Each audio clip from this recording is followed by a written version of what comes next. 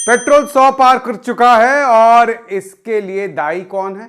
प्रधानमंत्री मोदी जी कह रहे हैं कि मैं किसी को दोष नहीं देना चाहता हूं, लेकिन पिछली सरकारों ने अगर ध्यान दिया होता कि हमारे देश में उत्पादन बढ़ाया जाए कच्चे तेल का जिससे पेट्रोल आता है, तो आज जो मिडिल क्लास पर बोझ है ना, वो बोझ नहीं होता है। बोझ मतलब क्या है कि पेट्रोल के दाम इतने ऊपर है। क्या ये सही है या ये गलत है? इसी का हिसाब लगाएंगे आज के इस एपिसोड में। देखते रहिए।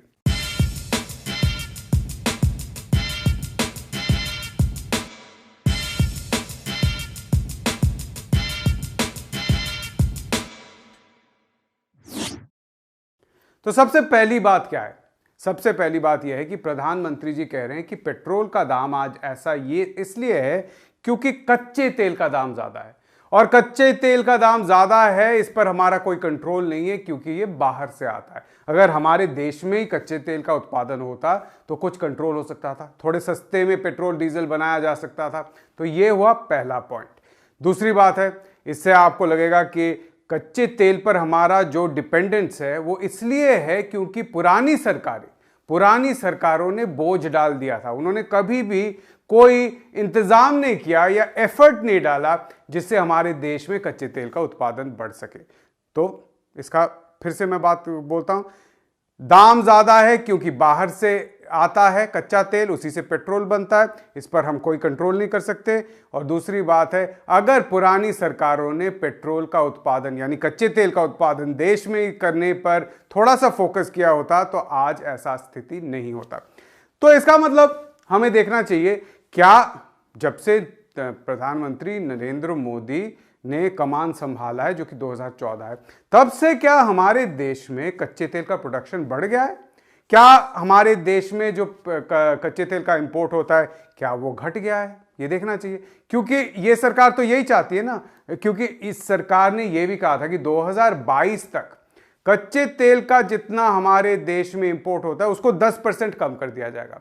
तो जब 2013-14 का अगर हम डेटा देख लें, जिस मतलब यूपीए का जो आखिरी साल है, तब कुल हमारे देश में जिस कच्चे तेल का जितना इस्तेमाल हुआ था और जिससे आप कह सकते खपत हुआ था, जिससे सारा पेट्रोकेमिकल प्रोडक्ट निकलता है, चाहे वो पेट्रोल हो, डीजल हो, केरोसिन हो, एलपीजी हो, वाइट पेट्रोलियम जेली हो, सब कुछ आप निकाल लीजिए, उसी से आता है।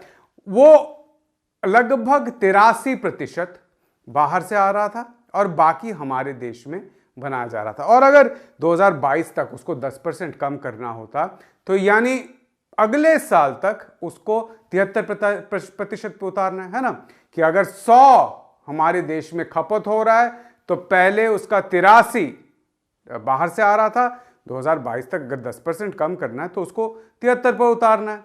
खैर हुआ क्या, आप देखिए 2019-20 तक मैंने आपको बताया कि 2013-14 में 83% जितना कच्चे तेल की खपत हमारे देश में होती थी वो बाहर से आता था, वो इंपोर्ट होकर आ रहा है।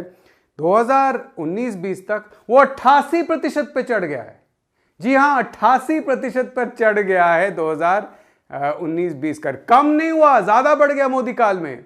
तो फिर आप सवाल पूछ सकते हैं ना कि प्रधानमंत्री जी ये बताइए, पिछले सरकारों ने तो कोई फोकस नहीं डाला कच्चे तेल के उत्पादन में, तो आपने जो फोकस डाला तो ऐसा क्यों हुआ? ऐसा क्यों हुआ कि कुल हमारी जो खपत है उसमें इंपोर्ट की मात्रा ज्यादा हो गई? खैर उसका जवाब भी हो सकता है, उसका जवाब ये हो सकता है कि देखिए इतनी विकास हो गई है और लोगों के हाथ में इतना ज्यादा पैसा आ गया है पिछले 6-7 सालों में कि लोग जो पेट्रोल डीजल ज्यादा खर्च कर रहे हैं, है ना। अब पेट्रोल डीजल का खर्च ज्यादा होगा तो देश में अगर उत्पादन बढ़ाएं भी, उससे ज्यादा तेजी से अगर खर्चा बढ़े तो क्या होगा? इंपोर्ट बढ़ाना पड़ेगा, पहले से ज्यादा बढ़ाना पड़ेगा, सीधी बात है। तो जैसे मैं कह रहा हूं कि हो सकता है खपत बढ़ी हो लेकिन देश में प्रोडक्शन भी बढ़ा हो, जो मोदी सरकार चाहती है। तो हम कंपेयर करते हैं 2013-14 जो कि यूपीए का आखिरी साल है, उसमें कितना प्रोडक्शन हुआ था? 37.8 मिलियन टन। इतना कच्चा तेल और कॉन्डेंसेट जिसको कहते हैं ये हमारे देश में प्रोड्यूस हुआ।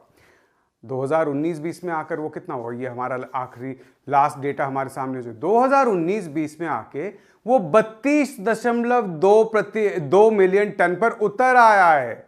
यानी 15% हमारे देश में कच्चे तेल का उत्पादन कम हो गया है, बढ़ा नहीं है। तो आप पिछली सरकारों की बात कर रहे थे कि उन्होंने कच्चे तेल का उत्पादन पर फोकस नहीं दिया। हाँ, आप देखिए कच्चे तेल का उत्पादन तो आपके टाइम पे कम हो गया है। ठीक है, यह भी हो सकता है कि सरकार ने लाख कोशिश की, सरकारी कंपनियों ने लाख कोशिश की कि एक्सप्लोरेशन जिसको कहते हैं कि ये ढूंढ निकालना कि कहां पे धरती के नीचे कच्चा तेल है या समुद्र के पानी के नीचे कच्चा तेल है, इसको एक्सप्लोरेशन कहा जाता है। लाख कोशिश की होगी। हो सकता है कि मशीन वगैरह जो कच्चे तेल निकालने का वो होता है, पंप होता है, वेल होता है, इस पे बहुत खर्चा किया लेकिन निकला नहीं, है ना। ये तो कोशिश असली बात है, निकले या ना निकले वो अलग बात है। तो हम देखते हैं कि ONGC जो कि हमारे देश में सबसे ज्यादा कच्चा तेल प्रोड्यूस करने वाली कंपनी है, उन्होंने 2013-14 में एक्सप्लोरेशन पर खर्च किया था 11,600-700 करोड़ के आसपास। ठीक है, 11,600-700 करोड़ के आसपास खर्च किया था। वही चीज अगर मैं जाकर देखूं कि 2018-19 में कितना हुआ, वो गिरकर 6,000 करोड़ पे आ गया है, यानी कि आधे के आसपास आ गया है। यानी कि एक्सप्लोरेशन बजट ONGC का आधा हो गया है। अगर सच में सरकार चाहती थी कि देश में प्रोडक्शन बढ़े कच्चे तेल का, है ना, वो तो हुआ नहीं ना। आधा कर दिया आपने बजट उसका, सरकारी कंपनी है। ONGC के पास कैश कितना था 2013-14 के एंड में, मार्च 2014 में ONGC के पास कैश था, कैश रिजर्व, जिस जो आप बड़े चीज पे खर्च कर सकते हैं। आपको कोई नया एक्सप्लोरेशन करना हो, वहां से आप निकाल कर इन्वेस्ट कर सकते हैं। कैश रिजर्व 10,000 करोड़ से ज्यादा था ONGC के पास। 2020 के मार्च में आकर वो 1,000 करोड़ से नीचे आ गया है। 1,000 करोड़ से नीचे आ गया है वो, 10,000 करोड़ से 91% कम हो गया है। ये एक बड़ा पार्ट इसका पैसा ONGC का गया है HPCL का स्टॉक खरीदने में। क्यों? वो सारा स्टॉक खरीदकर सरकार का जो विनिवेश करने का टारगेट है उसमें गया है वो पैसा। यानी ONGC के पास जो कैश था वो तो सरकार ने ले लिया, डिविडेंड के तौर पे ले लिया एक तरफ, दूसरी तरफ पे आपने जो प्रॉफिट था डिविडेंड के तौर पे ले लिया, और दूसरा जो कैश रिजर्व था उससे बोला कि आप ये कंपनी खरीद लीजिए ताकि हमारा विनिवेश हो जाए। तो इससे क्या हो रहा है? सीधी बात है, ONGC के पास अगर इन्वेस्ट करने के लिए एक बड़ा प्लान होता कि हम एक्सप्लोर करेंगे, तेल निकालेंगे, उसके लिए ONGC के पास अब पैसे नहीं है। सीधी बात है। ठीक है, तो ये रही सरकार की मंशा। सीधी बात है। आप कह सकते हैं कि पुराने सरकारों ने नहीं किया खर्च, बिल्कुल सही बात है। पुराने सरकारों ने भी खर्च नहीं किया, पुराने सरकारों ने भी ऐसे करके रखा कि हम इंपोर्ट डिपेंडेंट रहें। ठीक है, अब मैं दूसरी चीज पर आता हूं। क्या हमारे देश में जो पेट्रोल के दाम आज हैं वो क्या अंतरराष्ट्रीय कच्चे तेल के दाम के लिए नहीं है?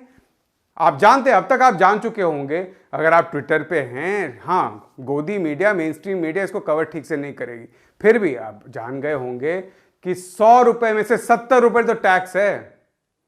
70-72 रुपए टैक्स है 100 रुपए में से। हाँ, जो असली प्राइस है पेट्रोल का वो बहुत कम है, टैक्स सबसे ज्यादा है इसमें से। दूसरी बात यह है कि हमारे देश में अगर मैं फरवरी से फरवरी पिछले साल इसी टाइम की कंपैरिजन कर लूं आज के साथ, तो पेट्रोल के दाम लगभग, डिपेंड करता है आप कौन से शहर में है, पेट्रोल का दाम लगभग 24 से 25% बढ़ गया है। ठीक है, यानी अगर आप का गाड़ी का बिल, मतलब जो पेट्रोल का बिल था वो आपका अगर पहले 2,000 रुपये आ रहा था महीने में, आज वो 2,500 पर चला गया है। और वो इस वक्त हुआ है जब आपकी आय वगैरह कम हो गई है। ठीक है, ऐसे समय पे हुआ है। खैर, अब आप कह सकते हैं कि ये अगर बढ़ा है तो इसलिए बढ़ा होगा ना कि कच्चे तेल का दाम बढ़ गया है। जी नहीं, हम जो कच्चा तेल खरीदते हैं बाहर से, जिसको इंडियन बास्केट कहा जाता है, वो 1% घट गया उसका दाम, 1% उसका दाम घट गया है, और बाकी का दाम, पेट्रोल का दाम 24-25% बढ़ गया है, डीजल का दाम 24% बढ़ गया है, LPG का जो सब्सिडी है वो घटा दिया गया है। तो आप देख सकते हैं, सीधी बात है कि दाम जो है वो अंतरराष्ट्रीय बाजार में कच्चे तेल के दाम के कारण से नहीं है, इंपोर्ट डिपेंडेंस के लिए नहीं है, ये टैक्स के लिए। ये हुआ पहला भाग। दूसरा भाग ये है, और इस पे मैं पहले भी आप तक कई बार आपको बता चुका हूं कि पेट्रोल का जो दाम है उसको तो एक तरीके से कहा गया कि डीरेगुलेट हो चुका है। इसमें बाजार तय करता है खर्चा, कि एक तरफ है खर्चा जो आता है रिफाइनरी का पेट्रोल बनाने में और दूसरी तरफ है मांग। अब आप देखिए, क्या ये जो बैलेंस कहा जाता है, डिमांड सप्लाई के बैलेंस से, क्या इसी से दाम तय होता है पेट्रोल का? जी नहीं। पेट्रोल का दाम तय होता है, सबसे ज्यादा 80% तय होता है कि बाहर से अगर पेट्रोल को लाया जाए, पेट्रोल, मैं क्रूड ऑयल की बात नहीं कर रहा हूं, पेट्रोल को खरीद के अगर बाहर से ला जाए उसका खर्चा कितना पड़ेगा। उसी खर्चे का 80% जो ऑयल रिफाइनरी है उनको मिलता है। ठीक है, इसको कहा जाता है ट्रेड पैरिटी प्राइस। यानी उसमें सिर्फ ये नहीं है कि मैंने बाहर के देश में कितना दाम है, वो नहीं है। बाहर के देश में अगर पेट्रोल किसी गल्फ पोर्ट पर खरीदा गया जिस दाम से, वहां पे अगर आप सोच लीजिए कि 100 रुपए का है 1 लीटर, तो 100 रुपए पे खरीदा है कंपनी ने, मैं उदाहरण के तौर पे दे रहा हूं। अब आया कि उसको शिप में, टैंकर में लादने के लिए कितना खर्चा है। ठीक है, अब उसको लाने में शिपिंग का खर्चा कितना है वो आप ऐड करेंगे। शिपिंग जो पूरे समुद्र में होते हुए आएगा, अगर डूब गया तो उसका इंश्योरेंस भी है, इंश्योरेंस का खर्चा कितना है वो डाला जाता है।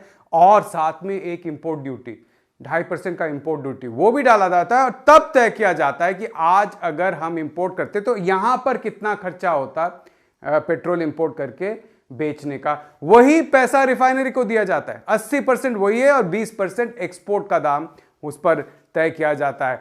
आप देखिए कि रिफाइनरी ने इंपोर्ट नहीं किया, रिफाइनरी ने कोई कस्टम्स ड्यूटी नहीं दिया, कोई इंश्योरेंस के लिए पे नहीं किया, कोई शिपिंग का खर्चा नहीं है।